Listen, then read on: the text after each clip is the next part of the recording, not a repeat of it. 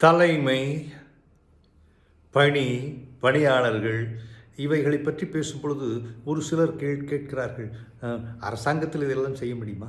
தனிப்பட்ட முறையில் தனியாக செய்பவர்களுக்கு இது மிகவும் தனிப்பட்ட முறையில் நிறுவனங்களை நடத்துபவர்கள், அந்தந்த கலாச்சாரத்தை வளர்ப்பவர்கள் அவர்களுக்காக மட்டுமே.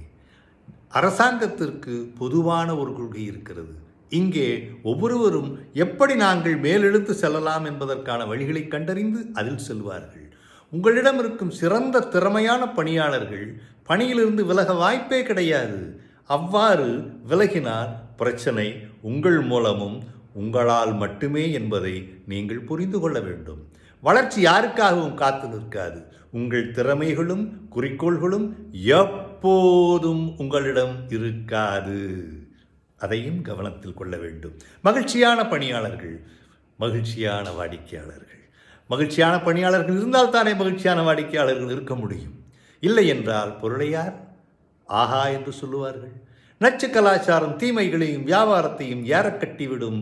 அது மட்டுமல்ல, குழியிலும் தள்ளிவிடும். பணியாளர்கள் வழிகாட்டுதலை எதிர்நோக்கும் போது அவைகளை முறையாக அளிக்காமல் வேறு பாதையில் செல்லும்போது பணியாளர்கள் குழம்பி விடுவார்கள். அவர்களை ஒருபோதும் இருட்டில் விடலாகாது. அவ்வாறு குழம்புபவர்கள், ஐயோ இப்படி செய்து விட்டானே, இனி நான் நம்பிக்கையை இழக்கச் செய்கிறீர்கள். கூர்ந்த நுண்மையான தலைமை புதுமைகளை குழிதோண்டி புதைத்து நாசமாக்கிவிடும். இருட்டில் இருக்க விடலாகாது.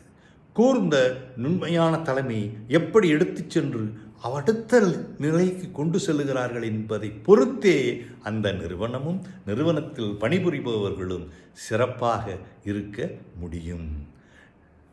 நம்பிக்கையான பணியாளர்கள் உங்களை ஆச்சரியப்படுத்துவார்கள்.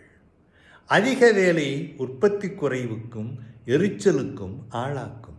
வெற்றிகரமான பணியோ நேரக்கணக்கில் பணியா நேரம் காவு கேட்டு தள்ளிவிடும். தொடர்பில் இல்லாத பணிகளால் பிரச்சனை இல்லை, ஆனால் நம்பிக்கையின்மை மொத்தமாக துடைந்துவிடும். ஒரு நிறுவனத்தில் பணியிருக்கும் போது தொடர்புகளை ஏற்படுத்தி கொள்ளாமல் இருக்கும் பொழுது என்ன செய்ய முடியும்? அது முடித்து விடும் அல்லவா? தொடர்பில் இல்லாத பணிகளால் பிரச்சனை இல்லை, ஆனால் நம்பிக்கையின்மையை மொத்தமாக அது செய்து விடும் அல்லவா? யாரையுமே நம்ப முடியாது.